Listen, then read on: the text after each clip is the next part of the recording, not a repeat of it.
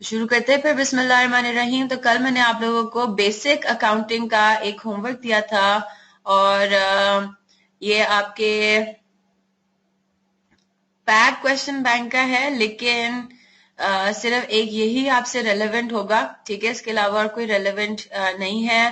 बाकी सारे आपके चेंजेस एंड पार्टनरशिप स्ट्रक्चर से बिलोंग करते हैं, ठीक है। तो चलें जी, इसको देख लेते हैं। तो ये आपके सामने एप्पल और पेयर का पार्टनरशिप का बिजनेस का एक उन्होंने ट्रायल बैलेंस आपको दिया हुआ है। एप्पल की सैलरी भी है 5 लाख पर ईयर पे। No interest is charge on drawings or allowed on current accounts, but interest of 10% per annum is allowed on the opening capital account balances for each year, ठीक है। तो हमें इसका difference आ रहा है। अच्छा, आना नहीं चाहिए वैसे। चलें देखते हैं कितने का डिफरेंस आ रहा है आपका। मोहसिन अच्छा, मोहसिन अभी जो है मैं थोड़ा सा फारिग हो जाऊं अपनी दो और क्लासेस से, मतलब एक आप लोगों की ऑनलाइन क्लास से और एक मैं अपनी FR1 की ऑनलाइन की क्लास से फारिग हो जाऊं, तो मैं इंशाल्लाह इरादा तो मेरा है कि मैं आप लोगों के लिए मतलब रेफरेंस बुक्स वगैरह ढूंढूं और उसमें देखूं कि कौन से अच्छे सवाल उसमें हैं इस तरह के। तो वो मैं इंशाल्लाह आप लोगों के ग्रुप पे शेयर कर दूंगी। अभी आप लोग जितना मैं आपको करा रही हूँ ना उतना ही रखें, ठीक है। इसकी ही प्रैक्टिस कर लें, वही काफी है। तो चलें इसको जरा देखते हैं जल्दी से। इंशाल्लाह मैं कोशिश करूंगी कि मैं शेयर कर लूं। अगर आप लोगों के पास रिसोर्स मटेरियल है, जिस तरह अगर आपके पास एक्सेस है कि आप लोगों को इंडियन ऑथर्स की किताबें मिल सकती हैं, जिस तरह शुक्ला हो गया, सेगल हो गया, इसके अलावा अगर फ्रैंकफुट वगैरह आपके पास अवेलेबल है ए लेवल्स में जो होती है, तो अगर वो बुक्स के रिसोर्सेस का आपके पास एक्सेस है तो आप खुद से भी ढूंढ सकते हैं, गूगल करें। लेकिन गूगल करने से थोड़ा ये होगा कि आपको उससे इररिलेवेंट क्वेश्चंस भी मिलें, ठीक है। तो अगर कोई ऐसा क्वेश्चन मिलता है तो मुझे एक दफा उसको दिखा दें कि जी ये इस तरह से है, तो क्या हम ये कर सकते हैं या नहीं, ठीक है जी। तो जल्दी से इसको लिख लेते हैं, एप्पल एंड पेयर।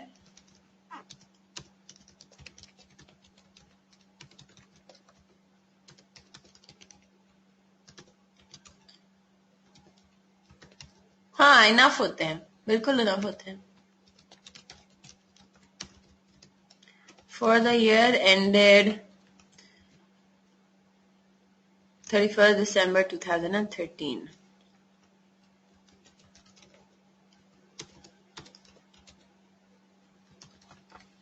ठीक है, तो इधर हम अपना काम शुरू करते हैं। आप लोग चेक करते रहें, जल्दी से इसको करेंगे। आज मैंने अपना टारगेट कंप्लीट करना है, कोशिश करनी है पार्टनरशिप्स कंप्लीट हो जाएं। गुडविल की छोटी सी बहुत डिस्कशन रहती है बस हमारी, हम इंशाल्लाह उसको देख लेंगे।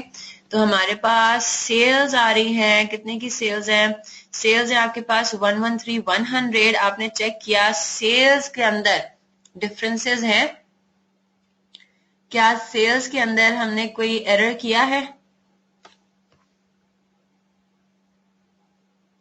बिल्कुल, ठीक है। हाँ जी, सेल्स रिटर्न भी है, लेकिन पहले हम सेल्स को देखते हैं। क्या सेल्स की कोई एरर है यहाँ पे? बिल्कुल। अब देखें यहाँ पे क्या हो रहा है। अब आपने एक एक करके चेक किया, अब आपके पास रेक्टिफिकेशन ये आ रही है, ठीक है। इधर तो ये बात कर रहा है ड्राइंग्स की, सही है, और हमने उसकी कोई भी वो नहीं किया, और कैपिटल फर्दर इन्वेस्ट हो रहा है, लेकिन हमने उसकी कोई डबल एंट्री पास नहीं की। क्लोजिंग इन्वेंट्री की फिगर और लिखा जा रहा है कि no interest of any kind has yet been paid और रिकॉर्डेड, यानी कि अप्रूवल भी नहीं बुक किया। अब इधर देखते हैं, हमें नजर आ रहा है कि sales return day book had been overcasted by ₹1 lakh. तो आपने, इसका मतलब है डबल एंट्री गलत अमाउंट से पास की, किसकी? सेल्स रिटर्न्स की। आपने सेल्स रिटर्न्स को ज्यादा से डेबिट कर दिया, रिसीवेबल्स कंट्रोल अकाउंट को ज्यादा से क्रेडिट कर दिया। खैर एनीवे, अभी ये हमारा कंसर्न नहीं है। हमारा कंसर्न क्या है कि हमने सेल्स की गलती हमने ठीक कर ली। किसमें प्रोविजन नहीं है?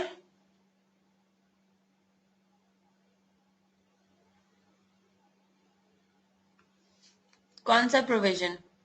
एक्यूमुलेटेड डेप्रिसिएशन तो है।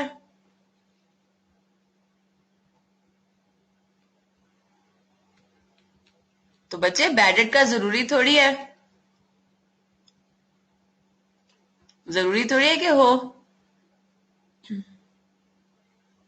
होना चाहिए, होना चाहिए, लेकिन अगर नहीं है, मतलब जरूरी नहीं है कि आपके पास डाउटफुल की सिचुएशन हो। ठीक है, चलें जी। तो हमारे पास सेल्स थी 2 मिलियन की, जो कि रिकॉर्ड हुई थी एज 2 लाख। तो हम लोगों ने कितने से अंडर रिकॉर्डिंग कर दी थी? 1.8 मिलियन से। तो हम इधर आएंगे, अब यहाँ पे जरा गौर से देखिएगा चीजों को, ये रुपीज एंड थाउजेंड्स है। ठीक है, रुपीज एंड थाउजेंड्स है। तो हमारे पास सेल्स है 113,100,000। ठीक है, तो अगर हम इसको भी इन थाउजेंड्स ही लेंगे तो 1800 का हमने एडजस्टमेंट दिखाना है। ठीक है, उससे ज्यादा का नहीं, हमने पूरे उसका नहीं दिखाना। तो हम इधर आए, हमने कहा सेल्स हमारे पास कितनी है एज पर ट्रायल बैलेंस 113,100। आपने कहा 113,100 प्लस 1800। यहां तक क्लियर है ना सबको? आपने इसको इसी तरह लिया है, ट्रायल बैलेंस के हिसाब से 113,100 है। आपने कहा रुपीज एंड थाउजेंड्स के हिसाब से हमने 1800 का सेल्स को अंडर रिकॉर्ड किया है। फिर बारी आई किसकी? Less sales returns. जब आपने सेल्स रिटर्न्स का काम किया तो आपको पता चला कि सेल्स रिटर्न्स, अच्छा आपने मिस्टेक कर ली है, इसीलिए आपका बैलेंस नहीं कर रहा। ओहो, सही है, मे बी नहीं, अगर आपने इसी तरह से किया, अगर आपने 113,100 प्लस 18 मिलियन किया है तो फिर तो ये गलत आंसर है ना। आप चेक करो, सेल्स आपकी यही आ रही है 114,900।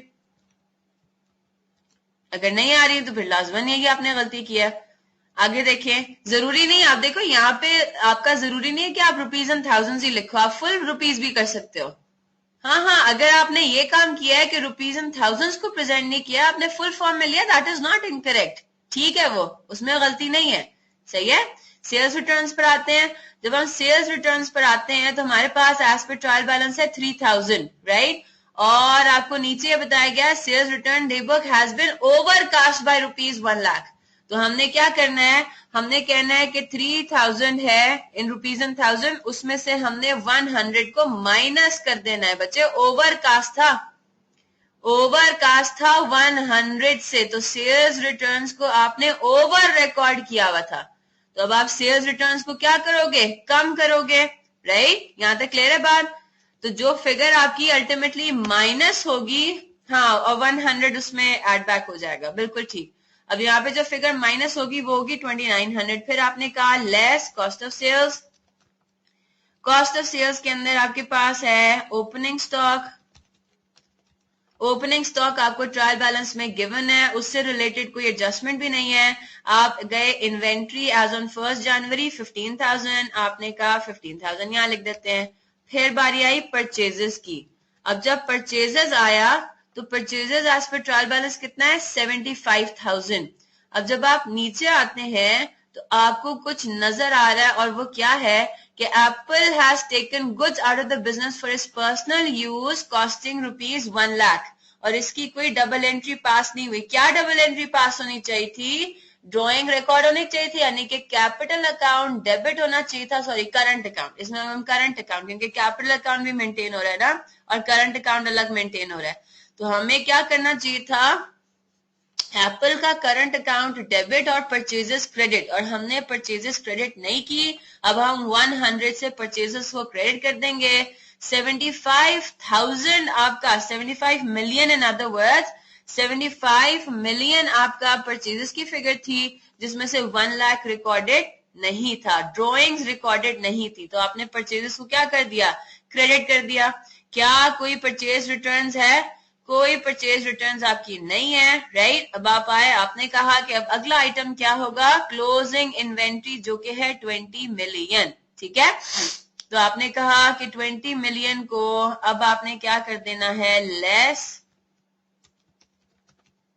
Closing stock. बिल्कुल 1 लाख को माइनस करेंगे, और रुपीज एंड थाउजेंड्स है तो 100 माइनस होगा, कर दिया।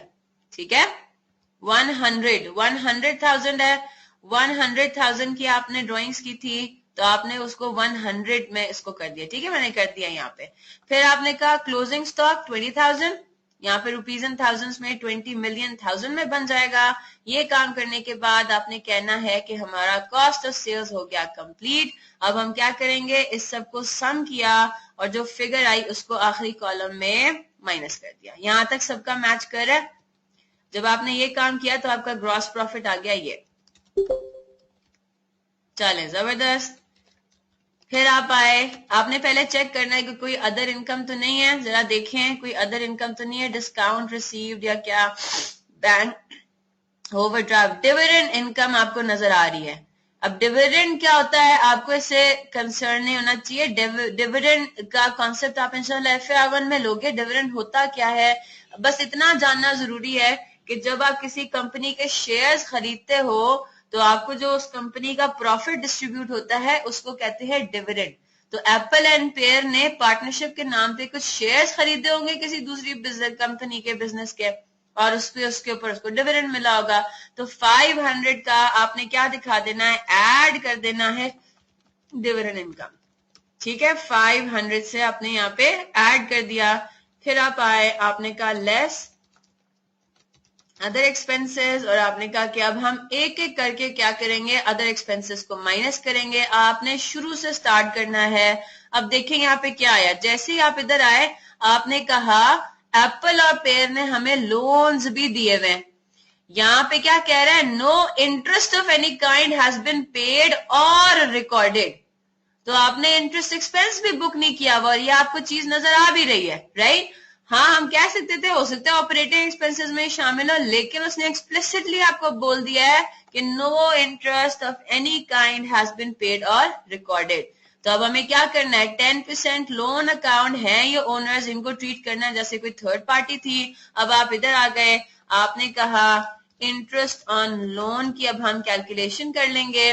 किस रेट पे, 10% ऑफ 5000 एंड 10% ऑफ 6000। तो टोटल आपको लोन कितना गिवन है, 5000 plus 6000 multiplied by 10%। Very good, बिल्कुल ठीक। 6 लाख, 6 लाख नहीं 11 लाख है ना। 5000 प्लस 6000 मल्टीप्लाइड बाय 10%, 6 लाख थोड़ी होता है, 11 लाख है। ठीक है, आपने कहा चलो जी इंटरेस्ट सेम जुलेखा, ठीक है, 6 लाख आपका गलत है। 6 लाख तो इंडिविजुअल इसका है, 6 लाख और 5 लाख 11 लाख। आगे आ जाते हैं, करंट अकाउंट बैलेंसेस है, ड्रॉइंग्स है, सेल्स है, सेल्स रिटर्न्स ये हो गया, परचेजेस हो गया। ठीक है, sales as a control account, purchase as a control account, ये क्या चीज है, ट्रेड पेबल्स और डेटर्स। फिर आया ऑपरेटिंग एक्सपेंसेस। अब जब आप ऑपरेटिंग एक्सपेंसेस में आए 28,100, अब जरा नीचे चेक करें ऑपरेटिंग एक्सपेंसेस से रिलेटेड कोई एडजस्टमेंट तो नहीं है। तो आपको ये नजर आ रहा है, it is agreed that hotel bills of ₹5 lakh paid by payer from his personal bank account are proper business expenses. और वो ये कह रहा है no entry has been made for either of these items. तो इसकी डबल एंट्री क्या पास होनी चाहिए। क्या हुआ था, पेयर ने अपने पर्सनल पैसा यूज करके बिजनेस का एक्सपेंस पे ऑफ कर दिया था। तो डबल एंट्री क्या पास होगी, business expense debit, hotel expenses debit, या इन अदर वर्ड्स हम ऑपरेटिंग एक्सपेंसेस को डेबिट करेंगे, बिजनेस का एक्सपेंस है। क्रेडिट जब करने आते हैं तो हम देखते हैं कि क्या इसमें बिजनेस का बैंक अकाउंट यूज हुआ है, नहीं, इसमें किसका बैंक अकाउंट यूज हुआ है, personal bank account of the partner. तो हम क्या डबल एंट्री पास करेंगे, operating expenses debit capital credit. Are you getting my point. तो यहाँ पे एडजस्टमेंट आ रही है। अब आप चाहें तो इसको अलग से होटल एक्सपेंसेस के तौर पे ट्रीट करेंगे, ठीक है, लेकिन बेहतर है कि इसको आप ऑपरेटिंग एक्सपेंसेस में ले जाएं।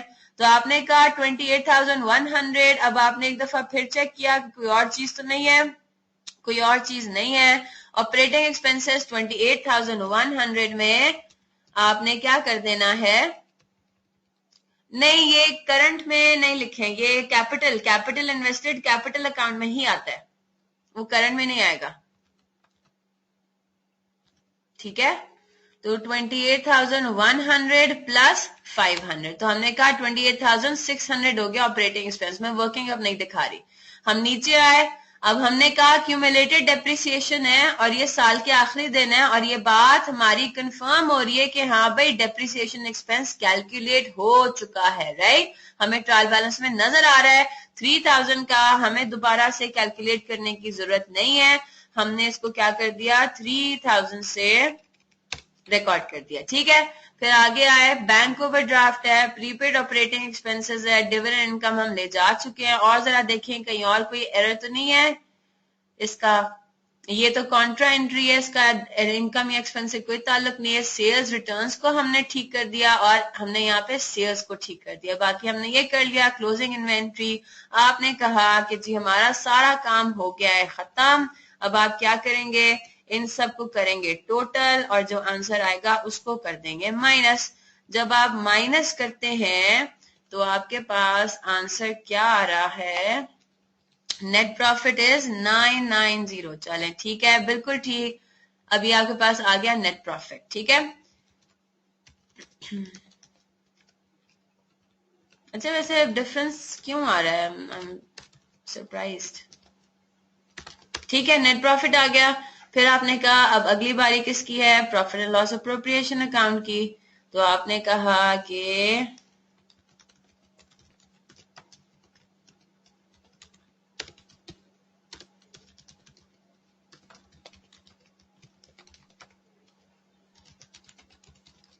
हाँ मुझे भी ये लगता है आप लोगों ने शायद कैपिटल में गलत किया होगा, गलती की होगी, ठीक है।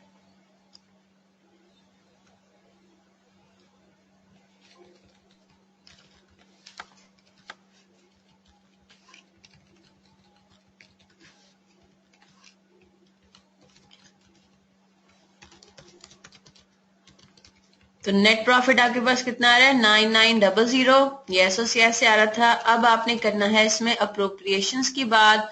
जब आप अप्रोप्रिएशंस पर आते हैं तो आपके पास सिर्फ 3 अप्रोप्रिएशंस हैं, एक तो इंटरेस्ट ऑन कैपिटल, एक सैलरी और तीसरा शेयर ऑफ प्रॉफिट, राइट। तो आपके पास सबसे पहले आप, चलो मर्जी आपकी, आप सैलरी को ले लो, 5 लाख पर ईयर है, तो इसका मतलब है रुपीज एंड थाउजेंड्स में ये क्या बन जाएगा, ये सैलरी किसकी थी, ये सैलरी थी एप्पल की, ठीक है। तो जब इसको आप रुपीज एंड थाउजेंड्स में लिखोगे तो आंसर हो जाएगा -500। फिर आपने लिखा लेस इंटरेस्ट ऑन कैपिटल और इंटरेस्ट ऑन कैपिटल में एप्पल और पेयर।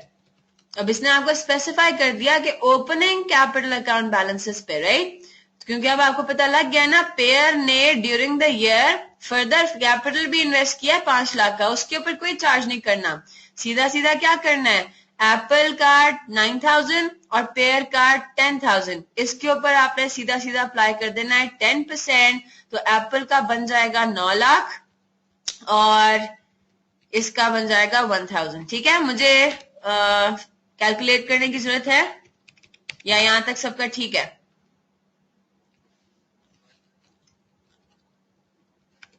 हाँ जी, रेजिडुअल प्रॉफिट 7500, रेजिडुअल प्रॉफिट 7500 आ गया। शेयर ऑफ प्रॉफिट अब क्या होगा, शेयर ऑफ प्रॉफिट के लिए आप इधर आए, आपने कहा profits and losses equal distribution है इन दोनों की, तो आपने कहा एप्पल और पेयर का क्या सिनेरियो होगा कि 7500 डिवाइडेड बाय 2 और यही फिगर इसकी हो गई और ये दोनों आपके पास आ गए 7500, ठीक है जी। तो अब आखिरी हमारे पास क्या चीज रहती है, आखिरी चीज हमारे पास रहती है स्टेटमेंट ऑफ फाइनेंशियल पोजीशन। आपने कैपिटल 1 लाख रखा है,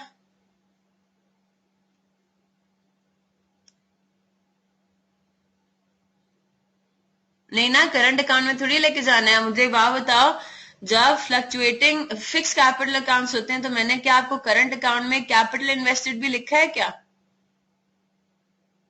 मैंने आपको जो फॉर्मेट बताया उसी पे स्टिक करो ना आप लोग। करंट अकाउंट के अंदर कहीं भी कैपिटल इन्वेस्टेड नहीं लिखवाया मैंने। क्रेडिट साइड पे शेयर ऑफ प्रॉफिट आता है, इंटरेस्ट ऑन कैपिटल आता है और क्या आता है, सैलरी और बोनस, दैट्स इट। जब मैंने आपको लिखवाया नहीं तो फिर आप लोग क्यों लेके गए उधर? कैपिटल इन्वेस्टमेंट है ना, तो कैपिटल इन्वेस्टमेंट आपकी होती है, कैपिटल अकाउंट में जाती है, सही है।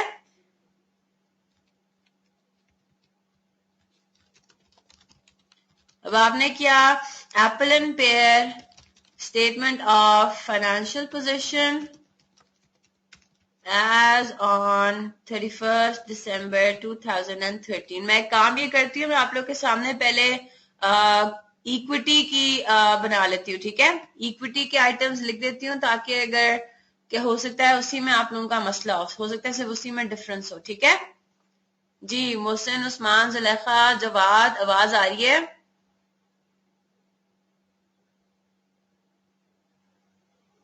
अच्छा, उस्मान को नहीं आ रही, चले ठीक है। तो मैं पहले इक्विटी का पोर्शन, आपको पता है कि एसेट्स वगैरह का सारा किस तरह से बनता है, इसको हम बाद में कर लेते हैं। हो सकता है सिर्फ इक्विटी में आपको मसला आ रहा हो तो इक्विटी का जरा देख लें। इक्विटी के अंदर पार्टनर्स कैपिटल अकाउंट्स के अंदर एप्पल और पेयर, एप्पल का कैपिटल तो चेंज नहीं हो रहा है ना, एप्पल का कैपिटल तो वही 9000 था और 9000 भी है, सही है। फर्क सिर्फ किसके में आ रहा है, पेयर के बारे में। वो कह रहा है कि ड्यूरिंग द ईयर उसने 5 लाख का अपनी जेब से पेमेंट कर दिया था, तो अब हम क्या कहेंगे, 10,000 पहले आ रहा था एज पर ट्रायल बैलेंस ₹1000 प्लस 500 का उसने फर्दर कैपिटल इन्वेस्ट किया, तो 10,500 ये बन गया। आपने इसको टोटल कर दिया तो टोटल कैपिटल आपके पास, कैपिटल अकाउंट्स का टोटल कितना आ रहा है, 19,500। फिर हम आते हैं इधर, अब मैं यहाँ पे आपके टी अकाउंट्स बनाने के बजाय यहीं पे मैं आपको वर्किंग करते हुए दिखाती हूँ, ठीक है। तो एप्पल का ओपनिंग बैलेंस कितना था करंट अकाउंट का,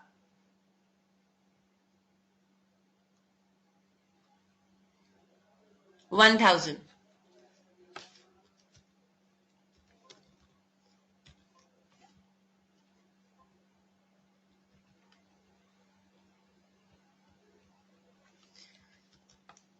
ठीक है जी।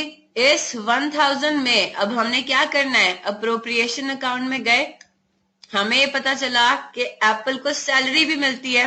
अब देखें क्या हो रहा है, उसका क्रेडिट बैलेंस है ना, एप्पल का भी क्रेडिट बैलेंस है करंट अकाउंट का, पेयर का भी क्रेडिट बैलेंस है। तो इसमें अगर मैं इसको 1000 लिखती हूं तो जो चीजें करंट अकाउंट में क्रेडिट होती है वो क्या होंगी, ऐड होंगी इस फिगर में, है ना। इक्विटी के अकाउंट है ना, ये इक्विटी के अकाउंट्स है, तो इक्विटी के अकाउंट्स में इंक्रीज क्या करता है, क्रेडिट आइटम सारे इंक्रीज होते हैं। तो अब आपको पता है कि सैलरी क्या है, सैलरी आपका क्रेडिट आइटम है, यानी कि करंट अकाउंट में क्रेडिट साइड पे लिखते हैं। तो मैं इसको अगर यहीं पे वर्किंग दिखाना चाहूं तो मैं कुछ इस तरह से कर सकती हूँ, एप्पल के मैंने सैलरी ऐड की, फिर मैंने कहा कि उसको हमने इंटरेस्ट ऑन कैपिटल भी देना है 900 का, ये भी मैं फर्दर ऐड करूंगी, और प्लस इसका शेयर ऑफ प्रॉफिट जो कि 3750 है, ठीक है। सारे एग्री कर रहे हैं, प्रॉपर्टी अकाउंट बनाए, इस तरह से कर लें। फिर इसके अलावा एक और भी चीज है, और वो क्या है, ड्रॉइंग्स भी है ना, एप्पल की तरफ से ड्रॉइंग्स भी हुई हैं। एक तो आपको नजर आ रहा है किधर, ये रहा 6500, और नीचे चेक करते हैं एप्पल ने क्या ड्राइंग्स किए हैं, तो बिल्कुल हमें नजर आ रहा है 6500 के अलावा वो कह रहा है 100,000 की भी उसने ड्राइंग्स की है। तो आप क्या कर दोगे, आप जब उसके करंट अकाउंट की कैलकुलेशन में आओगे तो आपने 6500 को भी लेस किया और आपने 100 को भी लेस कर दिया। जी, यहां तक सबने इसी तरह से किया हुआ है।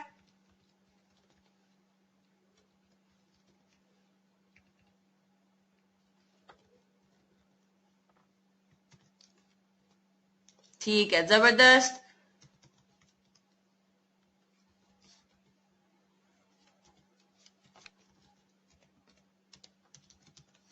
ठीक है जी, तो ये आपके पास आंसर आ गया -450। अब किसका क्या मतलब है, ये करंट अकाउंट डेबिट बैलेंस आ रहा है अब, है ना। ये जगह अगर आप इसका टी अकाउंट बनाएंगे तो इसका कैरेट डाउन आएगा क्रेडिट साइड पे, तो इसको आपने लिखना किस तरह है, माइनस साइन में लिखना है, क्योंकि इक्विटी में अगर कोई चीज डेबिट आ जाती है तो आप उसको माइनस साइन में लिखते हो। यहां तक क्लियर है बात? फिर हमने बात की पेयर की। अब हम देखते हैं पेयर का क्या सिनेरियो है। तो पेयर का ओपनिंग करंट अकाउंट बैलेंस कितना था? 2000। आपने कहा गुड हो गया, आप इधर आए, आपने कहा चले जबरदस्त, आपने कहा 2000 प्लस, नहीं बचे, बैलेंस डेबिट बैलेंस है। आप ये अकाउंट देखो, क्रेडिट साइड पे आ रहा होगा 450। ड्राइंग ज्यादा है ना, क्रेडिट साइड पे आ रहा है आपका कैरेट डाउन।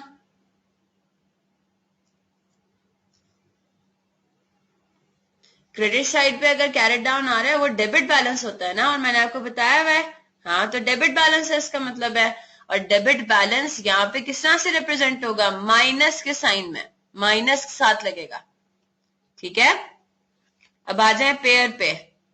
पेयर का इंटरेस्ट ऑन कैपिटल, बच्चे डेबिट साइड क्रेडिट नहीं, कैरेट डाउन नहीं होगा, आपने गलत बनाया है। क्रेडिट साइड पे कैरेट डाउन आ रहा होगा। बैलेंसिंग फिगर 450 की आ रही होगी क्रेडिट साइड पे। तो क्रेडिट साइड पे अगर कैरेट डाउन आ रहा होता है तो वो डेबिट बैलेंस होता है ना। ठीक है, तो 1000 का इसको आपने दिया था इंटरेस्ट, प्लस इसका भी शेयर ऑफ प्रॉफिट कितना है? 3750। फिर हमने कहा कि हमारा जो पेयर था इसने भी हमारी ड्राइंग्स की थी और इसने हमें बता दिया 5500। ड्राइंग्स में इसकी कोई एडजस्टमेंट नहीं है, हमने एज इट इज 5500 को यहां से माइनस कर दिया। अब जब आप इसको करते हैं is equal to 2000 plus 1000 minus plus 3750 minus 5500, तो आपके पास आंसर आता है प्लस 1250। प्लस का क्या मतलब है? Credit balance. ठीक है, टी अकाउंट बनाएंगे, क्रेडिट बैलेंस आएगा। इन दोनों को आपने नेट किया, आंसर आया 800। तो ये 800 क्या हो गया? ये 800 हो गया आपके पास करंट अकाउंट का बैलेंस। आपने इन दोनों को टोटल किया। हाँ जी, अब जरा जल्दी से देख के बताएं आपका एरर ठीक हो गया? अगर आपका बैलेंस हो जाता है तो मुझे आगे करने की जरूरत नहीं पड़ेगी।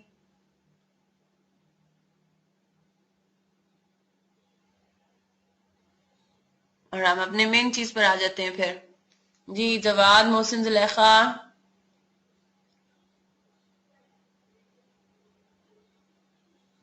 ठीक है, हो गया बैलेंस। मोहसिन हो गया?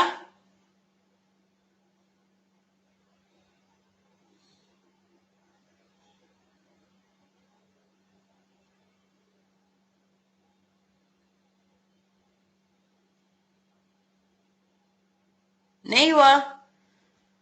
अच्छा, एक काम करती हूँ मोहसिन, मैं ये ना पूरा बना के क्लास के बाद अपलोड कर देती हूँ। ठीक है, आप वहां से देख लेना, क्योंकि इसमें और अभी कोई चीज ऐसा रहती नहीं है। सिर्फ इक्विटी का ऐसा एक आइटम है जो कि हो सकता है। बाकी आपका डेटर्स के अकाउंट को ठीक करना है, आपको परचेजेस आपने ठीक कर दी, आपने कैपिटल ठीक कर दिया, क्लोजिंग इन्वेंट्री, और कोई इसमें है नहीं मसला। सही है, तो मैं इसका 200 का डिफरेंस है, आना नहीं चाहिए। आपने कोई फिगर गलत ले ली होगी, आप दोबारा चेक कर लेना। ठीक है, चले, ठीक है मोहसिन।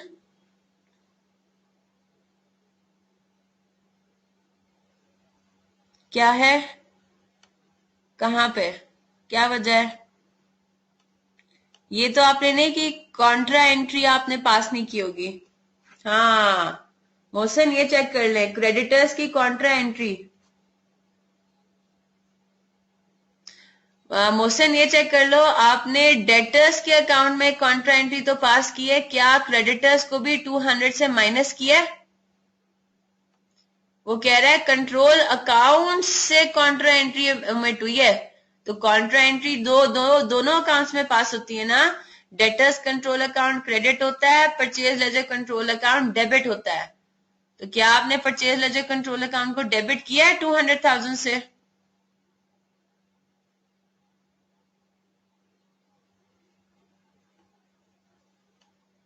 या आप चेक कर लो। ठीक है, यही एरर होगा फिर। चले जी, अब जल्दी से आ जाते हैं जरा हैंड आउट नंबर 4 पे। ये मैं इंशाल्लाह यही एरर है। चले जबरदस्त, अल्हम्दुलिल्लाह, तो हो गया, पकड़ा गया, राइट। चलें जी, तो अभी हम लोगों ने सो फार जितना काम किया है वो सारा है बेसिक पार्टनरशिप की अकाउंटिंग, राइट। उसके अंदर हमने ये देख लिया कि एक बिल्कुल सिंपल सिनेरियो के अंदर पार्टनरशिप के अकाउंट्स किस तरह से बनते हैं, ठीक है। अच्छा, चलो बात समझ आ गई ना, एरर होना नहीं चाहिए अब दोबारा, राइट। देखो, एज लॉन्ग एज आप लोग को समझ में आ जाए कि एरर क्यों हुआ, ठीक है, अब हमने गलती कर दी, दैट्स फाइन। हाँ, अगर एरर किया समझाने के बावजूद समझ में नहीं आ रहा तो दैट्स समथिंग तशवीशनाक, ठीक है। चले जी, अब इधर आ जाए। तो हम लोगों ने सो फार जितना काम कर लिया है वो बेसिक पार्टनरशिप की अकाउंटिंग तो हमारी हो गई है कंप्लीट। अब हमें क्या देखना है, हमें अपने थोड़ा सा जो उसके एडवांस सिनेरियोज है वो देखना है, ठीक है। तो अब हम थोड़ा सा डिस्कस कर रहे हैं द कॉन्सेप्ट ऑफ गुडविल। अब पहले देखते हैं गुडविल होती क्या। अब ऐसे इमेजिन करें, फॉर एग्जाम्पल मैं अगर आपको ये कहूं कि यूनिलीवर जो है वो बेच रही है अपने आप को, मतलब यूनिलीवर वाला बिजनेस जो है ना वो बिक रहा है, और मैं आपको ये कहूं कि आप जाके खरीदें उसको। तो अब जाहिर सी बात है आपके दिमाग में ये बात है कि एक सक्सेसफुल बिजनेस है यूनिलीवर, है ना। उसकी एक रेप्यूटेशन है, उसकी एक ब्रांडिंग हुई हुई है, उसकी हमारे कस्टमर्स के आंखों में नजदीक उसकी क्या है, एक वैल्यू है, राइट, गुड रेप्यूटेशन है। अब मैं फॉर एग्जाम्पल, चले अब यूनिलीवर की एग्जाम्पल छोड़ देते हैं, मैं अगर आपको ये बताऊं कि मैंने जो है अपने बिजनेस को बेचना है, यानी कि पूरा का पूरा बिजनेस ही बेचना है, पूरा का पूरा मुझे बिजनेस हैंड ओवर करना है किसी और को, ठीक है। चलता फिरता बिजनेस है, मैं उसमें से कोई एक मशीनरी नहीं खरीद रही बेच रही, मैं उसमें से कोई एक बिल्डिंग नहीं बेच रही, मैं पूरा का पूरा सेटअप बेचना चाह रही हूं। यहां तक मेरी बात समझ आ रही है। अब अगर कोई आप मेरे से आके पूछे कि जी आप कितने का इसको बेचेंगे, तो मैं कहूंगी मेरे पास बिजनेस के अंदर एसेट्स भी मौजूद है ना, मेरे असासे हैं, मेरी बिल्डिंग है, लैंड है, प्लांट एंड मशीनरी है, फिक्सचर्स एंड फिटिंग्स है, फिर मेरे डेटर्स भी हैं, मेरा कैश एट बैंक भी है, इसके साथ साथ मेरे बिजनेस के अंदर लाइबिलिटीज भी हैं, राइट। तो मैं कितना पैसा मैं मिनिमम चाहूंगी, वो मेरा होगा नेट एसेट्स। अब नेट एसेट्स से क्या मुराद है, नेट एसेट्स होते हैं all the assets minus all the liabilities. Liabilities क्या होती है, लाइबिलिटीज एक नेगेटिव सी चीज होती है ना। तो अगर कोई मेरे से पूछे कि जैसे फॉर एग्जांपल अगर मैं आपको ये बोलूं कि मेरे सारे मैंने एसेट्स की नेट बुक वैल्यू को ऐड किया, ठीक है, नेट बुक वैल्यू पे मैं सारा काम कर रही होती हूँ, है ना। तो मैंने सारे एसेट्स की बुक वैल्यूज को ऐड किया तो वो निकले 1.2 मिलियन, ठीक है। और मैंने सारी लाइबिलिटीज को ऐड किया तो वो निकली 2 लाख। बिल्कुल, अभी डेट्स पे नहीं करने, नहीं नहीं नहीं, डेट्स खड़े हुए हैं डेट्स को लेकर एडजस्ट करना है, एसेट्स में से लाइबिलिटीज को माइनस करना है, ताकि हमें ये पता चले कि नेट बेसिस पे हमारे पास रिसोर्सेज कितने पड़े हुए हैं, पॉजिटिव चीजें हमारे पास कितनी पड़ी हुई है ना। अब लाइबिलिटीज में मुझे पता है कि आगे जाके कुछ मेरे साथ इस्तेमाल होंगे, ऑब्वियसली उनको मैं पे ऑफ करने के लिए लगा दूंगी, तो मैंने वो वाली फिगर को माइनस कर देना है कि अगर मैं सारी लाइबिलिटीज को पे ऑफ कर देती हूँ तो मेरे पास कितने एसेट्स बचते हैं पीछे। तो अब यहाँ पे देखें, आपके पास आज के दिन आप कह रहे हो कि मैंने आज के दिन अपना बिजनेस बेचना है, आप सारी अकाउंटिंग किस पे करते हो, बुक वैल्यूज पे, है ना। क्या आप अकाउंटिंग करते हुए सिवाय डिस्पोजल के टाइम पे, disposal of non current assets, क्या आप अकाउंटिंग करते हुए हर साल के आखिर पे मार्केट वैल्यू चेक कर रहे होते हो, नॉन करंट एसेट्स की मार्केट वैल्यू क्या है, इन्वेंट्री की वैल्यू क्या है, नहीं ना। आप अपनी ही कैलकुलेशन कर रहे होते हो, आप अपनी ही बुक वैल्यूज के ऊपर सारी रिकॉर्डिंग कर रहे होते हो, आपको करना भी इसी तरह से है। अगर तो इस तरह से होता कि हर साल नहीं बच्चे एस्टिमेट भी, हाँ मतलब एस्टिमेट यानी कि हमारे हिसाब से कैलकुलेशन, राइट, हमने अपने फॉर्मूलाज लगाए, हमने अपनी पॉलिसी लगाई।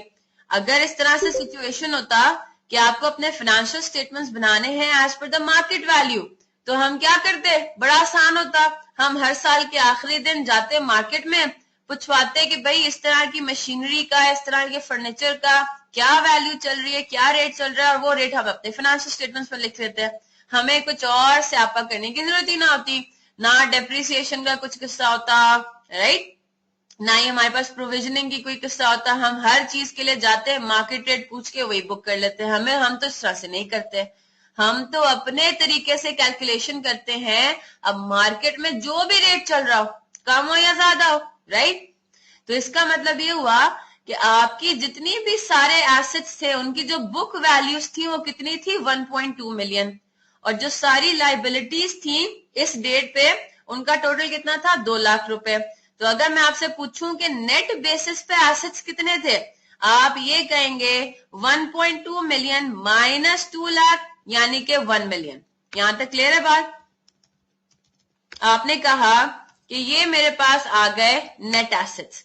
अब अगर कोई मेरे से पूछता है कि आप इसको कितने में बेचेंगे, अपने बिजनेस को, पूरे बिजनेस को कितने में बेचेंगे, मैं कहूंगी मिनिमम 1 मिलियन रुपीस तो मुझे मिलने चाहिए, है ना, क्योंकि जाहिर सी बात है मेरे पास एसेट्स इतने पड़े हुए हैं, तो मैं यही हैंड ओवर कर रही हूं ना, तो मुझे टोटल 1 मिलियन या उससे ज्यादा का पैसा मिलेगा तो मैं खुश होंगी। अगर 1 मिलियन से कम के पैसे मुझे मिलेंगे तो मुझे खुशी नहीं होगी, मैं कहूंगी मैंने तो अपने बिजनेस को लॉस पे बेचा है ना। यहां तक बात समझ आ रही है कि जितने के मेरे पास असासे थे, जितने के मेरे पास रिसोर्सेस थे, मुझे उतने का टोटल पैसे ही नहीं मिले।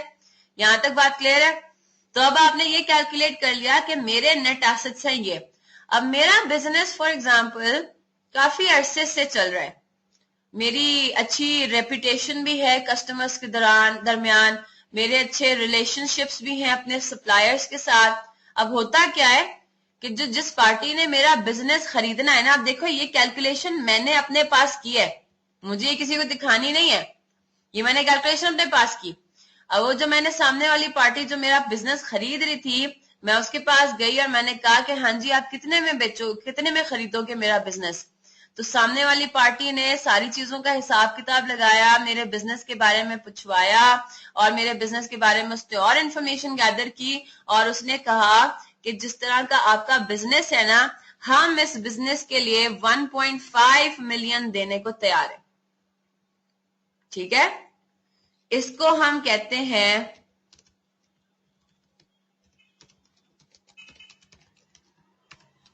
Fair value of the firm, कि पूरी फर्म की, पूरी बिजनेस की फेयर वैल्यू क्या है, लोग कितना पैसा देने को तैयार हैं आपके बिजनेस को खरीदने के लिए। तो अब यहाँ पे क्या सिचुएशन है, नेट एसेट्स तो आपके थे 1 मिलियन, आपको इन नेट एसेट्स के बदले कितना मिल रहा है, 1.5 मिलियन।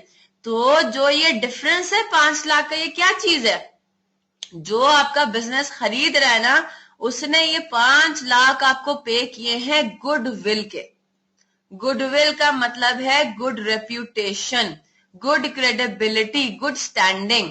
अब देखो गुडविल होना, गुड रेप्यूटेशन होना हवा में बात है ना, लोगों के दिमाग में परसेप्शन है, इसकी कोई फिजिकल एग्जिस्टेंस नहीं है, ये आपका इनटैंजिबल एसेट होता है। तो नॉर्मली आप गुडविल को रिकॉर्ड नहीं करते हो, तो फिर कब करते हो रिकॉर्ड, जब आपकी पार्टनरशिप स्ट्रक्चर में चेंज आता है। ठीक है, गुडविल की अमाउंट हम डिमांड नहीं कर सकते या कर सकते हैं, ये डिपेंड करता है। नॉर्मली आप खुद से तो नहीं डिमांड करते हो ना, आप देखते हो कि हमारे कंपनी का मार्केट में क्या वैल्यू चल रही है, वो आपके कंट्रोल में नहीं है। ठीक है, तो फिर जो पैसे आपको मिलते हैं आप ये चेक करते हो कि मेरे नेट एसेट्स उतने कितने थे और जो मुझे पैसे मिल रहे हैं वो कितने हैं इस पूरी बिजनेस के लिए। तो जो डिफरेंशियल है, अगर तो ये सिचुएशन है कि फेयर वैल्यू ज्यादा हो, अगर तो फेयर वैल्यू ज्यादा है और आपका बुक वैल्यू कम है, अब इसमें मैं एक और एडिशन कराऊंगी आपको, फेयर वैल्यू ज्यादा है और बुक वैल्यू कम है तो हम कहते हैं कि गुडविल है। ठीक है, और कितने का गुडविल आएगा, fair value minus net assets, यानी कि यहाँ पे आपके पास आएगा 5 लाख रुपए आपके पास होगी गुडविल। यहां तक बात समझ आ रही है?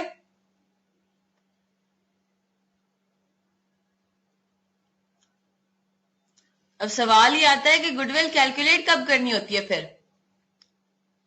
अब देखें पार्टनरशिप के अंदर, अब ये वाला सिनेरियो तो मैंने आपको पूरा इस तरह से बना के दिया कि मैं अपने बिजनेस को बेचने जा रही हूं, ठीक है, मैंने आपको अपने बिजनेस को बेचना है। तो मैं गई और मैंने फेयर वैल्यू का हिसाब लगाया कि जी फेयर वैल्यू कितनी चल रही है मेरी कंपनी की, मैंने उसको कंपेयर किया नेट एसेट से और मैंने गुडविल निकाल दी। अब पार्टनरशिप के टॉपिक में गुडविल आपको कैलकुलेट करनी कब होती है? सिर्फ बेचते हुए गुडविल कैलकुलेट नहीं होती, इसके अलावा भी सर्कमस्टांसेस होते हैं और सिचुएशंस होती हैं जिसमें आपको गुडविल कैलकुलेट करनी पड़ जाती है, इवन दो वहां पे बिजनेस को हम सेल नहीं कर रहे होते। अब जो चीजें मैं आपके सामने अभी नाम लूंगी उनका, वो आपके डिटेल में FR1 के सिलेबस में है, इंट्रो के सिलेबस से वो निकल चुका है। चेंजेस इन पार्टनरशिप स्ट्रक्चर, क्या मतलब हुआ कि जैसे ही पार्टनरशिप स्ट्रक्चर मटीरियली चेंज हो, जैसे ही आपके बिजनेस में हलचल सी मच जाए, आपने कहना है अच्छा अब ये टाइम आ गया कि मुझे गुडविल की कैलकुलेशन भी करनी है। कौन से चेंजेस की हम बात कर रहे हैं? आपके पास मिस्टर ए, बी और सी काम कर रहे थे पार्टनरशिप में काफी सालों से। Mister C decided to, shareholders की बात नहीं कर रहे मोहसिन, हम पार्टनरशिप की बात कर रहे हैं, हम गुडविल की कैलकुलेशन कर रहे हैं from the point of view of partnership. So there is no new shareholders. There are no new shareholders.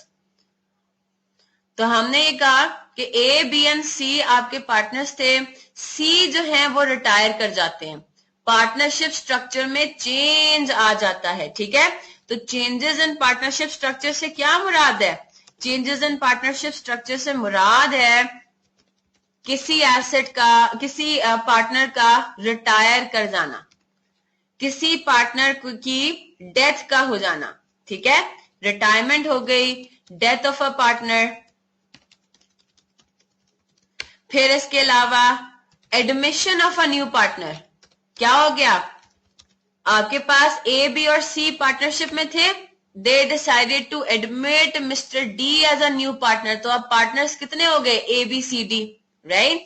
इसी तरह अगर मैं आपको ये कहूं कि मैंने दो पार्टनरशिप बिजनेसेस अलग अलग चल रहे थे, मैंने उन दोनों को अमलगमेट कर दिया या मर्ज कर दिया, तो इसमें भी अभी क्या हो गया? देखो ओनरशिप स्ट्रक्चर चेंज हो रहा है ना। रिटायरमेंट में क्या हो रहा था? ए, बी और सी थे, अब ए और बी रह गए। डेथ में भी क्या हुआ? ए, बी और सी थे, अब ए और बी रह गए। Admission of a new partner में भी क्या हुआ? ए, बी और सी थे, अब ए, बी, सी, डी हो गए। अमलगमेशन और मर्जन में क्या था? पहले ए और बी अपनी पार्टनरशिप करते थे, सी, डी अपनी पार्टनरशिप करते थे, उन दोनों ने अब मर्ज कर दिया, तो अब क्या हो गया? ए, बी, सी, डी हो गया। इसी तरह एक और सिचुएशन है डिसोल्यूशन। अब डिसोल्यूशन के अंदर हम लोग गुडविल की कैलकुलेशन का इन्वॉल्वमेंट आता तो नहीं है, ठीक है, क्योंकि डिसोल्यूशन में क्या होता है? डिसोल्यूशन में आपकी पार्टनरशिप खत्म हो रही होती है, डिसॉल्व हो रही होती है, ठीक है, तो इसमें भी आ सकता है। यहां तक बात क्लियर है? तो अब डिसोल्यूशन में क्या होता है? आपकी पार्टनरशिप ही खत्म हो रही है, पार्टनरशिप स्ट्रक्चर इतना ज्यादा चेंज हो जाता है। तो जैसे ही आपके पास चेंजेस आए इन पार्टनरशिप स्ट्रक्चर, तो आप क्या कहोगे कि अब मुझे गुडविल की कैलकुलेशन करनी है। अब जरा देखें, इन किसी भी सिनेरियोज में हम लोग अपने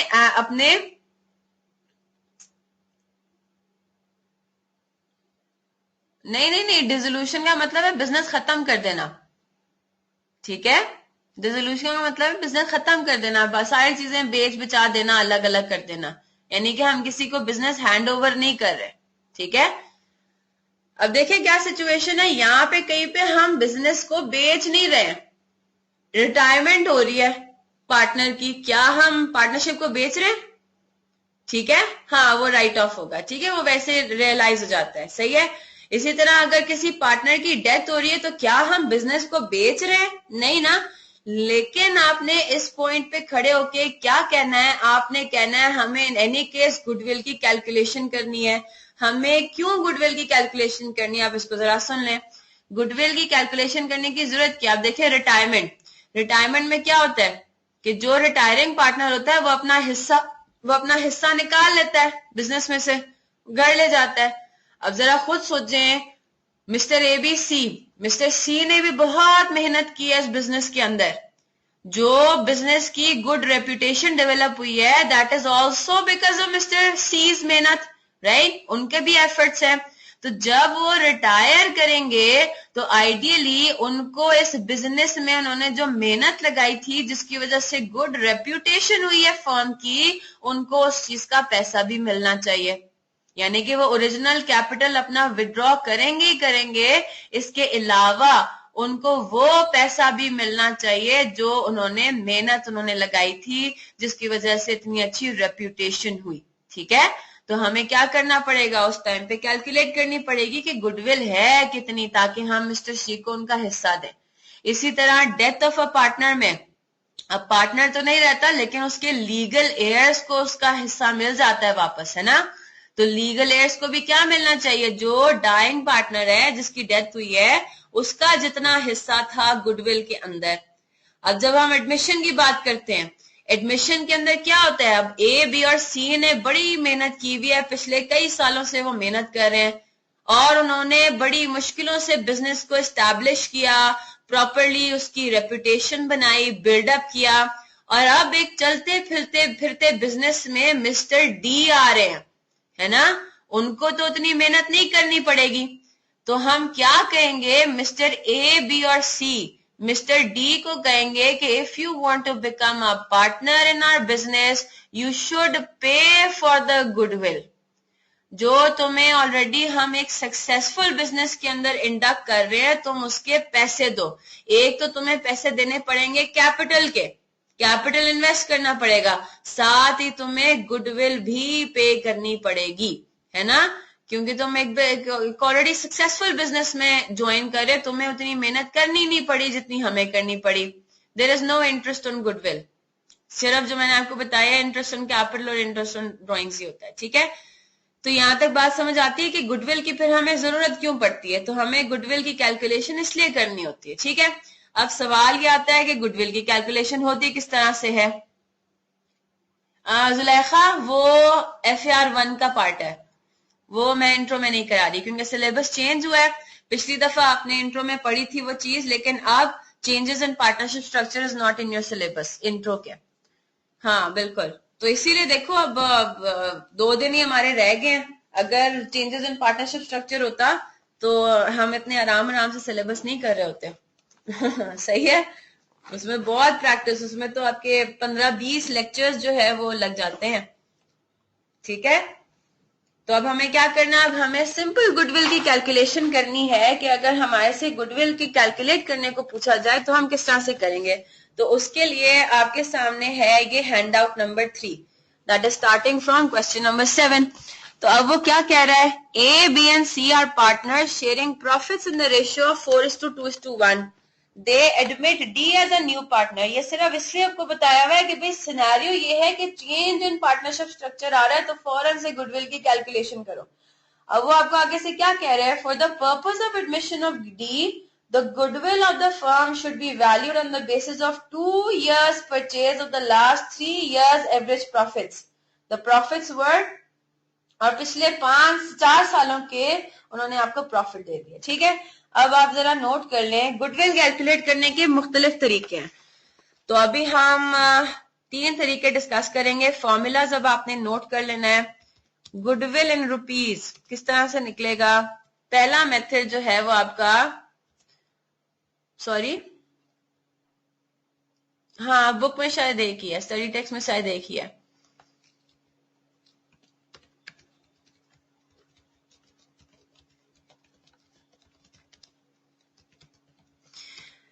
ये कहलाता है एवरेज प्रॉफिट्स मेथड, और इसका फॉर्मूला कुछ यूं है, goodwill in rupees is equal to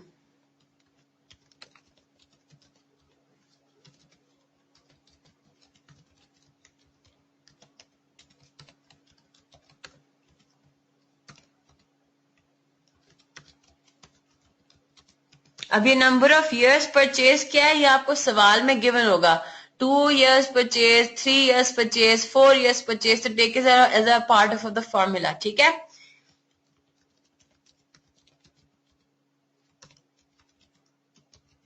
अब सवाल ये आता है कि एवरेज प्रॉफिट किस तरह निकलेगा।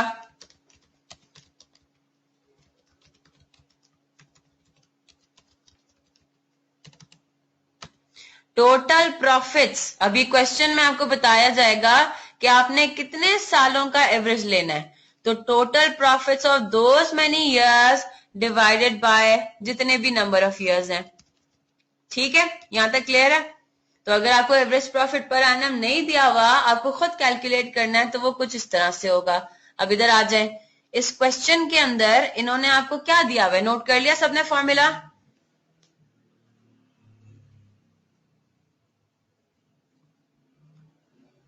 ठीक है, अब इस क्वेश्चन के अंदर इन्होंने आपको क्या दिया हुआ है, इन्होंने आपको प्रॉफिट शेयरिंग रेशियो दिया हुआ है 4:2:1। For the purpose of admission, goodwill of the firm should be valued on the basis of 2 years purchase of the last 3 years average profits. तो आपको एवरेज प्रॉफिट्स किसके निकालने हैं, पिछले 3 सालों के, 2002, 2001, 2000, 1999। तो इसमें से आपने पिछले 3 सालों को सिलेक्ट किया, 124,000 प्लस 120,000 प्लस 80,000 डिवाइडेड बाय 3। तो आपको सबसे पहले क्या निकालना है, आपको निकालना है एवरेज प्रॉफिट्स। आपने कहा गुड, हो गया। आपके पास क्या सिचुएशन है, एवरेज प्रॉफिट्स, इसको इस तरह से सॉल्व करेंगे। परचेज से क्या मुराद है, इसमें नहीं जाओ, बस क्वेश्चन में आपको गिवन होगा 2 years परचेज, मतलब 2 years से मल्टीप्लाई कर देंगे, 2 से मल्टीप्लाई कर देंगे बस। ठीक है, आपने क्या किया, 124,000 प्लस 120 प्लस 80,000। आपने कहा कि मुझे अब हर साल का निकालना है एवरेज प्रॉफिट्स। ठीक है, तो 124,000 प्लस 120,000 प्लस 80,000 डिवाइडेड बाय 3। तो आपके पास एवरेज प्रॉफिट्स कितने आ जाएंगे कि ऑन एन एवरेज 108,000 का हर साल प्रॉफिट आप कमाते हो, राइट।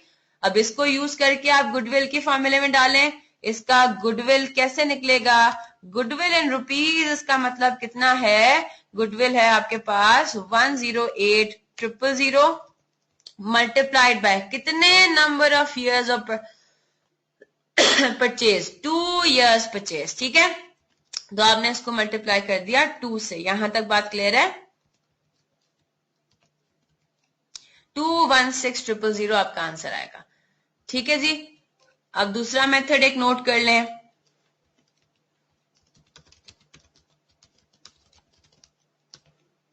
इसको कहते हैं super profits method.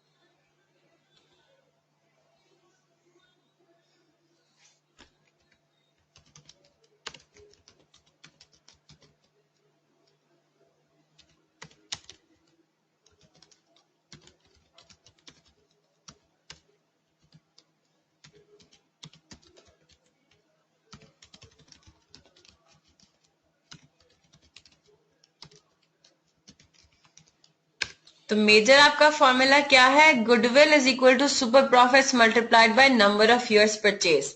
Super profit किस तरह से निकलता है, average profit minus normal profit. Normal profit किस तरह से निकलेगा, capital employed multiplied by normal rate of return. ठीक है, नोट कर लिया सबने।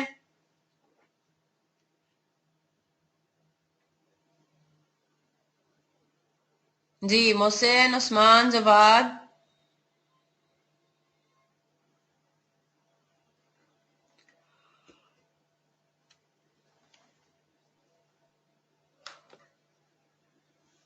जी,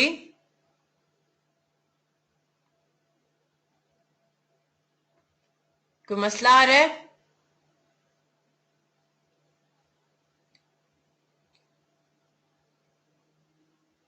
नहीं नहीं याद हो जाएंगे, कोई मसला नहीं है। याद हो जाएंगे इंशाल्लाह। अब जरा क्वेश्चन पर आ जाएं जल्दी से। अब क्वेश्चन में क्या लिखा हुआ है, अब जरा क्वेश्चन नंबर 8 पर आए। अब वो क्वेश्चन में ना आपको स्पेसिफाई करेगा कि गुडविल कैलकुलेट किस तरह से करनी है, ठीक है। आगे देखें, A B and C are equal partners, C decides to retire. आपने कहा चेंज इन पार्टनरशिप स्ट्रक्चर, बिल्कुल इसका मतलब है इसमें गुडविल इन्वॉल्व होगी। For the purpose of the retirement goodwill is to be calculated at 4 years purchase of super profits. अब question में आपको इसने नॉर्मल प्रॉफिट बता दिया है, खुद आपको कैलकुलेट नहीं करना, ठीक है। Normal profit of the firm is ₹10,000। Normal profit से क्या मुराद है कि नॉर्मली जो सिमिलर बिजनेसेस हैं वो कितना प्रॉफिट कमाती हैं, वो कमाती हैं 10,000 रुपए per annum, and the firm earns an average profit of 15,000 per annum. यानी कि similar businesses in the same industry they earn around 10,000 rupees, लेकिन आपका बिजनेस ऑन एन एवरेज कितना कमाता है, ये क्या है, ये आपका एक्चुअल प्रॉफिट हो गया। 15,000 रुपए आप कमाते हो, तो कितने के आपके सुपर प्रॉफिट्स हैं। Super profit is equal to average profit, यानी कि 15,000 माइनस नॉर्मल प्रॉफिट यानी कि 10,000, तो 5,000 आपके पास आ जाएगा सुपर प्रॉफिट, राइट। अब आपने गुडविल की कैलकुलेशन करनी है।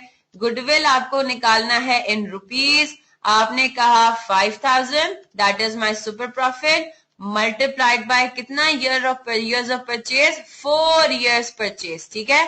तो 4 years परचेज आपने इसको मल्टीप्लाई कर दिया 4 से, आंसर आपके पास आ गया 20,000। और ये किस तरह से आया सुपर प्रॉफिट 5,000, सुपर प्रॉफिट आया average profit that is 15,000 minus 10,000। यहां तक बात समझ आ रही है।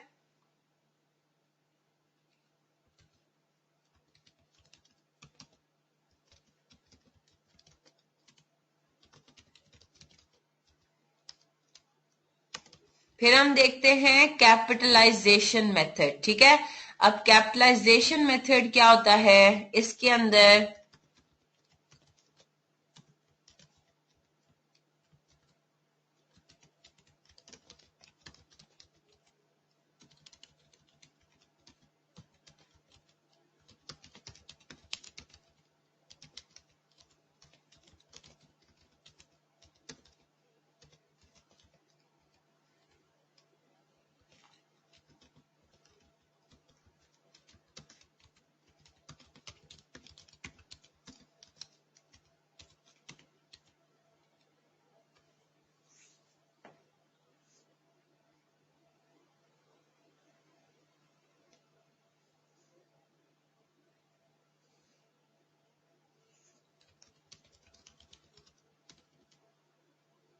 बस ये तरीके हैं।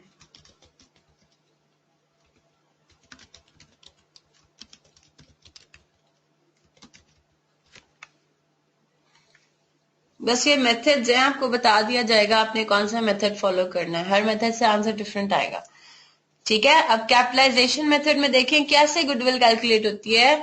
Goodwill is equal to capitalised amount of the firm minus capital employed. Capital employed आपको क्वेश्चन में गिवन होगा, आपको ज्यादा से ज्यादा क्या निकालने को कह सकता है, capitalised amount of the firm. और कैपिटलाइज्ड अमाउंट किस तरह से निकालेंगे, एवरेज मतलब average profit divided bye, average profit से मुराद क्या है, एक्चुअल प्रॉफिट है ना, एक्चुअली यही कमाया जा रहा है। Actual profit divided by normal rate of return. अब नॉर्मल रेट ऑफ रिटर्न होता क्या है, नॉर्मल रेट ऑफ रिटर्न वही बात होती है कि normally under similar circumstances, under similar transactions, हमारा जो भी बिजनेस है वो कितना कमा सकता है, वो कमा सकता है 10%, राइट। यहां तक बात समझ आ रही है, 10%, 20% के नॉर्मल उसका प्रॉफिट कितना है, ठीक है। अब जरा इधर देखते हैं। अब आ जाए क्वेश्चन नंबर 9 पे। A B and C are equal partners, C decides to retire. अच्छा ये तो सुपर प्रॉफिट्स वाला ही है। चलें क्वेश्चन नंबर 9 अब हमने करना है, क्योंकि इसमें अगेन सुपर प्रॉफिट्स की एक चीज है, इसको हम देखते हैं। 10 पर आ जाए। A B and C are equal partners, C decides to retire. For the purpose of the retirement, goodwill is to be calculated on the basis of capitalization of average profits. अब वो क्या बता रहा है आपको, capital employed in the firm is ₹1,00,000, यानी कि जो बिजनेस में कैपिटल लगाया हुआ है पार्टनर्स ने मिलके, वो टोटल कितना है? 1,00,000 रुपए।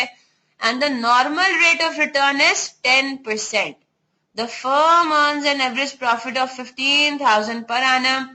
Calculate the value of goodwill. अब जरा मुझे एक बात बताएं, मैं अगर आपको ये बोलूं, या एक काम ये करें, इसको जरा देखें यहाँ पे, ये वाली formula, capitalised amount of the firm is equal to average profit divided by normal rate of return. अब प्रॉफिट क्या होता है? Profit is a return on capital, कि जो पार्टनर्स कैपिटल इन्वेस्ट करते हैं उसको उसके ऊपर कितने का उसको रिटर्न मिलता है, राइट?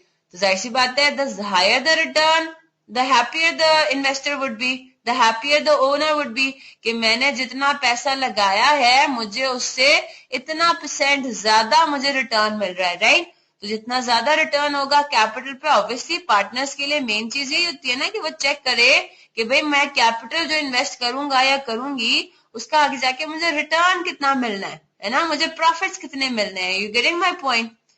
अब अगर मैं आपको ये कहूं कि देखें 15,000 का आपका एक्चुअल एवरेज प्रॉफिट है ना? क्वेश्चन में देखें जरा, क्वेश्चन नंबर 10, वो क्या कह रहा है? The firm earns an average profit of 15,000 per annum. ये आपके पास एक्चुअल सिनेरियो है कि एक्चुअली आपका बिजनेस 15,000 रुपए पर एनम कमाता है, ठीक है, प्रॉफिट के उसमें. अब अगर जरा इधर देखिए, मैं अगर आपको ये कहूं कि भाई अगर एक नॉर्मल बिजनेस, यानी कि जो इंडस्ट्री में दूसरे बिजनेसेस ऑपरेट कर रहे हैं जिनका नॉर्मल रेट ऑफ रिटर्न कितना है? 10%.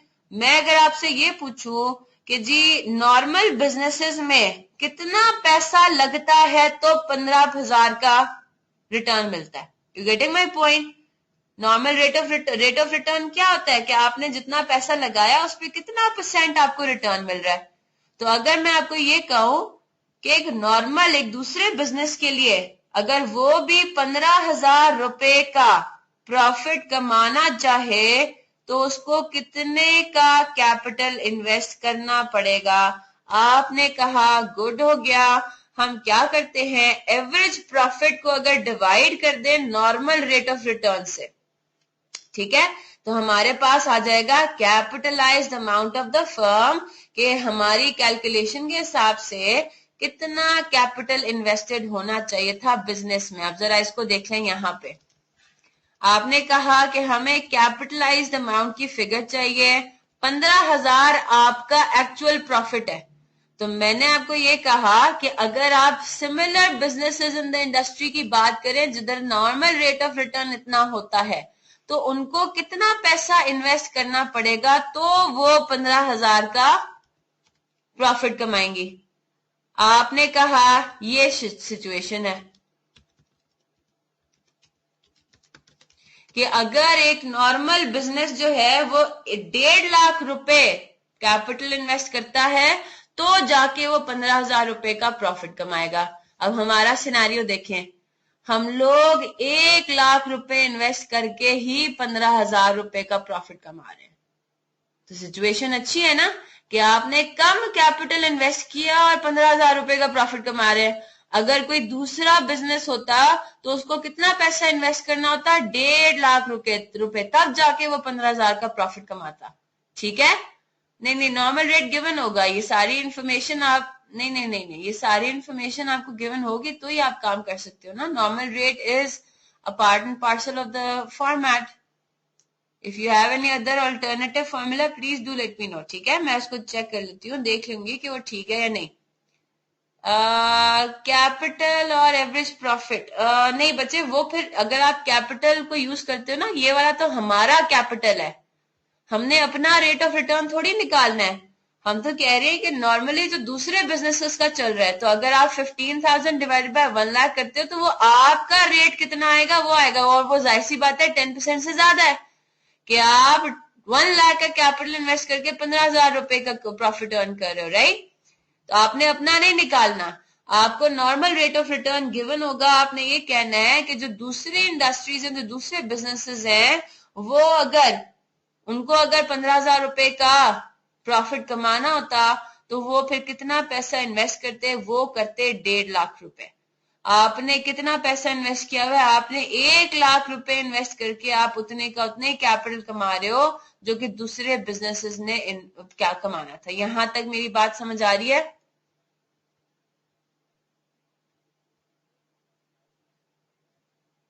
तो अब यहाँ पे क्या सिचुएशन हुई, अब यहाँ पे पॉजिटिव सिचुएशन हो रही है ना। आप क्या कह रहे हो, capitalised amount of the firm कितना है 1,50,000 और आपने कितना कैपिटल इन्वेस्ट किया हुआ है, सिर्फ 1 लाख रुपए आप वो इन्वेस्ट करके आप वो काम कर रहे हो जो कि दूसरे बिजनेसेस 1.5 लाख रुपए इन्वेस्ट करने के बाद कर पाते हैं। तो 50,000 रुपीज आप क्यों ज्यादा प्रॉफिट कमा पा रहे हो दूसरे बिजनेसेस से रिलेटेड, उतना ही अमाउंट इन्वेस्ट करने के बाद आप ज्यादा प्रॉफिट कमा रहे हो, राइट? या उससे कम अमाउंट इन्वेस्ट करने के बाद आप उतने का ही प्रॉफिट कमा रहे हो। तो ये जो आपकी एबिलिटी है to earn a higher rate of return, this is because of goodwill. एक आपकी अच्छी रेप्यूटेशन थी जिसकी वजह से आपने इस चीज को इनकैश किया। आपने कहा मैं कम से कम पैसा इन्वेस्ट करके उतने का उतना ही प्रॉफिट कमा पाऊं, राइट? यहां तक क्लियर है बात? तो ये आपका कैपिटलाइजेशन मेथड भी हो गया। अब आप आए जल्दी से, बस एक और सवाल करते हैं, ठीक है, क्योंकि मेरे में भी हिम्मत खत्म हो रही है अब। आपको नजर आ रहा है क्या? अच्छा एक सेकेंड, पहले क्वेश्चन नंबर 9 भी कर लेना। क्वेश्चन नंबर 9 भी रहता है, A B and C are equal partners, C decides to retire. For the purpose of retirement goodwill is to be calculated at 4 years purchase of super profits. अब जरा आप super profits वाले में आए फॉर्मूले में, तो वो कह रहा है 4 years of purchase of super profits, right? अब आप गए, आपने कहा कि अच्छा जी अब मुझे कहीं से नॉर्मल और एवरेज प्रॉफिट पता लग जाए। तो जब आपने क्वेश्चन को फर्दर पढ़ा तो आपको क्या नजर आया, एवरेज प्रॉफिट्स तो आपको नजर आ गए। एवरेज प्रॉफिट है 15,000 रुपए। अब आपको क्या चाहिए, नॉर्मल प्रॉफिट चाहिए। अब नॉर्मल प्रॉफिट आप किस तरह से निकालोगे, नॉर्मल प्रॉफिट निकालोगे capital employed multiplied by normal rate of return. यहां पे मैंने आपको लिख दिया है, ठीक है? अब आपने नॉर्मल प्रॉफिट निकाला कि एक नॉर्मल कंपनी इतने पैसे इन्वेस्ट करके नॉर्मली कितने का प्रॉफिट कमाती है। तो अब जब आप इसको सॉल्व करते हो तो अब आपको गुडविल के लिए क्या क्या चाहिए था, सुपर प्रॉफिट चाहिए था, एवरेज प्रॉफिट आपके पास गिवन है। तो अब आप क्या करोगे, अगर मैं आपको ये कहूं कि जी आपके पास नॉर्मल प्रॉफिट फिर कितना आता है, आप कहेंगे इजी है। आपने करना क्या है, आपने यूज करना है normal profit is equal to capital employed multiplied by normal rate of return।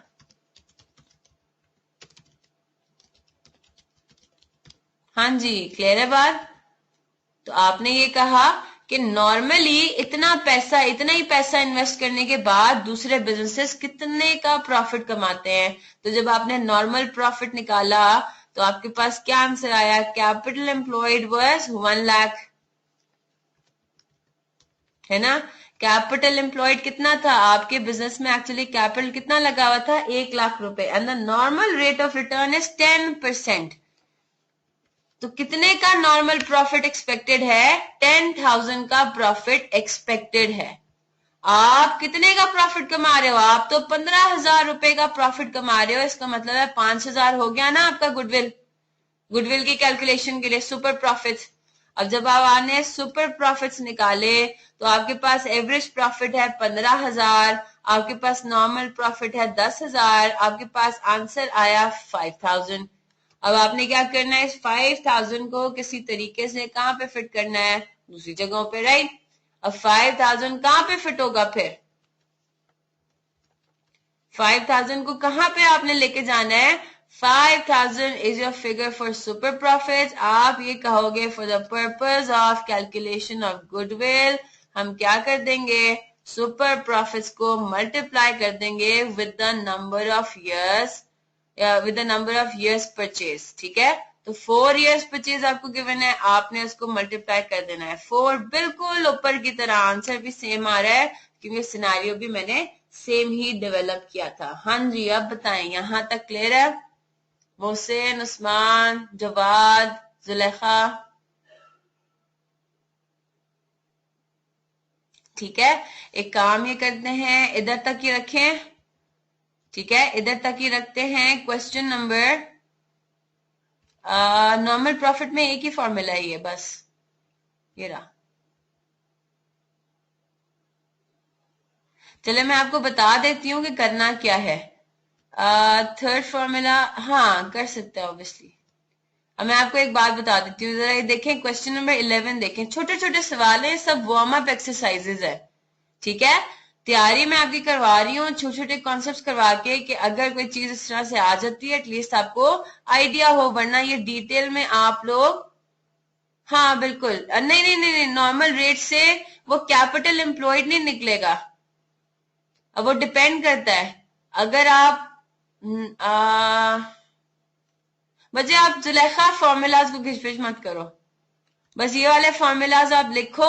हाँ, अब अगर आपके पास फॉर एग्जांपल कैपिटल एम्प्लॉयड की फिगर नहीं है, आपको नॉर्मल प्रॉफिट और नॉर्मल रेट ऑफ रिटर्न दिया हुआ है, तो yes you can calculate capital employed, ठीक है, बिल्कुल कर सकते हैं।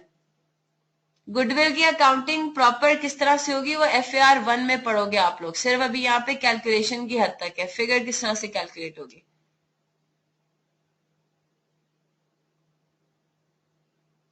ठीक है, ठीक है, सही है जुलेखा, ठीक कह रहे हो आप, सही है मोहसिन। गुडविल की अकाउंटिंग कैसे होगी, that is not in your FAR 1 का सिलेबस, और अगर होता तो मैं आपको बता देती। सही है, सिर्फ कैलकुलेशन की हद तक है इंशाल्लाह जी। अब आप इधर आ जाए क्वेश्चन नंबर 11 पे। A, B and C are partners sharing profits and losses in the ratio of 1:2:2. They decided to admit D as a partner, and for the purpose of admission, goodwill is to be calculated at the rate of 2 years purchase on the basis of the average of last 5 years profit or loss. The profits and losses are, आपको क्या दे दिया है, 98, 99, 2000, 2001, 2002, यानी कि ये हमें लग रहा है क्या है, ये हमें लग रहा है कि लास्ट 5 years की प्रॉफिट्स और लॉसेज है ना। तो हमें आइडियली क्या करना चाहिए, इन सबको टोटल किया, इन सबको एवरेज आउट किया और मल्टीप्लाई कर दिया 2 years परचेज से। लेकिन जब हमने नीचे देखा तो हमें ये पता लगा कि during 2000 a machine costing ₹1 lakh was purchased, but the accountant incorrectly recorded the purchase as a repairs expense. तो हो क्या गया, 2000 के ईयर में क्या हुआ, नेट प्रॉफिट के ऊपर फर्क पड़ेगा, बिल्कुल पड़ेगा। आपने कैपिटल एक्सपेंडिचर किया था, आपने उसके पूरे के पूरे को रेवेन्यू एक्सपेंस कर दिया। एक तो गलती ये हो गई, और दूसरी इम्प्लाइड गलती क्या होगी कि जब एक आइटम आपको कैपिटलाइज करना चाहिए था और आपने कैपिटलाइज नहीं किया, तो उस साल उस पर डेप्रिसिएशन भी कैलकुलेट होनी चाहिए थी, है ना, वो नहीं हुई होगी। तो आपको पता लग गया कि रिपेयर्स एक्सपेंस और डेप्रिसिएशन एक्सपेंस इन्वॉल्व हो रहा है, यानी कि प्रॉफिट अब हमारा चेंज होगा। याद है एरर्स की रेक्टिफिकेशन में मैंने आपको प्रॉफिट की एडजस्टमेंट भी करना बताई थी, करेंगे अब उसको। अब यहां पे जरा एक बात नोट करें, 2000 में ये गलती की आपने कि आपने कैपिटल एक्सपेंडिचर को रिकॉर्ड कर दिया एज ए रेवेन्यू एक्सपेंडिचर। अब हुआ क्या होगा, अगले साल 2001 में आइडियली डेप्रिसिएशन एक्सपेंस कैलकुलेट होके चार्ज होना चाहिए था, नहीं हुआ होगा। क्यों नहीं हुआ होगा, क्योंकि आपने इस एसेट को कैपिटलाइज ही नहीं किया, आपने तो उसको एक्सपेंस आउट कर दिया था। Are you following my point? तो जैसे ही आप कैपिटल को रेवेन्यू एक्सपेंडिचर या रेवेन्यू को कैपिटल एक्सपेंडिचर करते हो, तो उस साल तो इसका इफेक्ट होता ही होता है, सब्सिक्वेंट ईयर्स में भी उसका इम्पैक्ट जारी रहता है। अब मुझे खुद बताओ ना, डेप्रिसिएशन एक्सपेंस तो हर साल कैलकुलेट होती है, तो अगर आपने कोई आइटम एसेट का कैपिटलाइज नहीं किया तो पहले साल में तो एरर्स हुए हुए, अगले 3, 4, 5, 6 सालों में भी गलती हुई। और वो क्या गलती हुई कि आपने डेप्रिसिएशन एक्सपेंस चार्ज करना था, आपने किया ही नहीं, है ना। हाँ जी, मोहसिन, जुलेखा, उस्मान, जवाद, क्लियर है? गुडविल मेथड बता तो रहा है, एवरेज प्रॉफिट्स मेथड। लेकिन अब मसला क्या है? मसला ये है कि आपको पता लग रहा है कि मेरे प्रॉफिट्स में, बिल्कुल आपको ये पता लग रहा है कि मेरे प्रॉफिट्स ही ठीक नहीं है। और कौन से खास तौर पे? 60,000, 140 और 135। तो पहले आप अपने इन सालों, इन रिस्पेक्टिव सालों के प्रॉफिट्स तो ठीक करो। तीनों सालों के पहले प्रॉफिट ठीक होंगे, फिर निकलेगा एवरेज प्रॉफिट, और उस एवरेज प्रॉफिट को आप मल्टीप्लाई कर दोगे नंबर ऑफ ईयर्स परचेज से। करते हैं क्वेश्चन ये।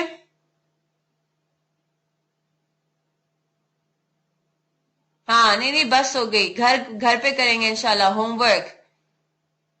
ठीक है, इंशाल्लाह घर पे करें इसको होमवर्क। अभी भी आप लोग घर पे ही कर रहे हैं सारा काम, क्लास भी तो घर से ही ले रहे हैं, राइट? लेकिन चले, इसको होमवर्क कीजिएगा। कल इंशाल्लाह इसको हम करेंगे डिस्कस। कल हमने 11 और 12 करना है, और हम करेंगे इंशाल्लाह क्वेश्चन नंबर 13 और 14 भी, और फिर पार्टनरशिप हमारा हो जाएगा कंप्लीट। फिर हमारे पास सिर्फ छोटी मोटी चीजें रह जाएंगी, अकाउंटिंग इक्वेशन, जिसमें मैं मुश्किल से आधा घंटा भी नहीं लगाऊंगी, इंशाल्लाह आधा पौना घंटा। अकाउंटिंग इक्वेशन हो जाएगा, एक्सचेंज हो जाएगा, और फिर हमारा काम हो जाएगा खत्म। ठीक है, क्वेश्चन बैंक नए वाला कर लें, इसका पार्टनरशिप का, वो आप कर सकते हो। जो 2016 का क्वेश्चन बैंक है वो कर ले, उसमें कोई चेंजेस इन पार्टनरशिप स्ट्रक्चर वाले आइटम्स नहीं है, वो एज पर न्यू सिलेबस है। ठीक है, आई कैप का।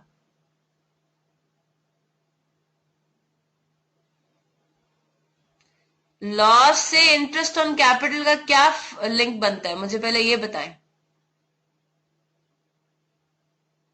लॉस का, शेयर ऑफ लॉस की बात कर रहे हो आप?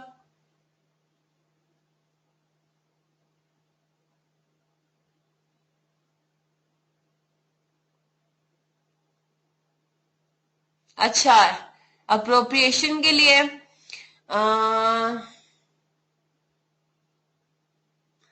देखो, वैसे ये मैं आपको कंफर्म करके बताऊंगी, ठीक है? लेकिन अगर देखा जाए तो इंटरेस्ट ऑन कैपिटल फिर भी कैलकुलेट होना चाहिए।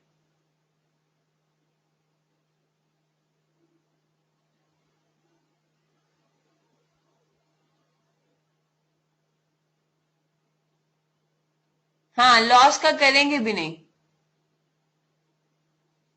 अब या अगर इस तरह से सिनेरियो होता है ना, तो वो आपको स्पेसिफाई कर देता है कि इंटरेस्ट ऑन कैपिटल सिर्फ प्रॉफिट के केस में ही हमने लेना है, वरना नहीं लेना।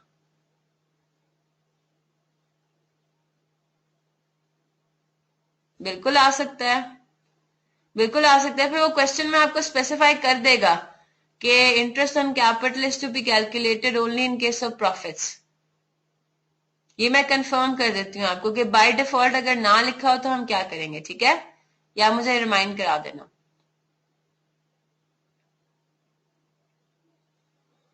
बच्चे, इंटरेस्ट ऑन ड्राइंग तो कैलकुलेट होगी ना।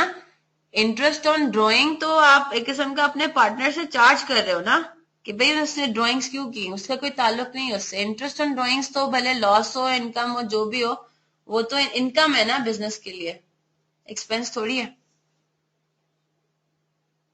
इंटरेस्ट ऑन कैपिटल की बात है कि हाँ भाई अब वो पे करेगा बिजनेस या नहीं करेगा।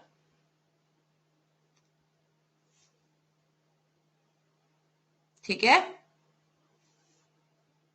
चले सही है। फिर इंशाल्लाह कल मिलते हैं वही 8 से 10 बजे। और अगर पॉसिबल हुआ तो मैं थर्सडे को आपकी थोड़ी जल्दी क्लास रख दूंगी। Can I take the class from 1 to, बल्कि 12 टू 2, 12 से 2 हम क्लास रख सकते हैं, एक नहीं? अच्छा चलें, ठीक है, चलें सही, फिर 8 टू 10 का ही रखते हैं। ठीक है, ठीक है, ठीक है, नो प्रॉब्लम। चलें सही है, इंशाल्लाह फिर कल मिलते हैं। Have a very nice day. Allah Hafiz.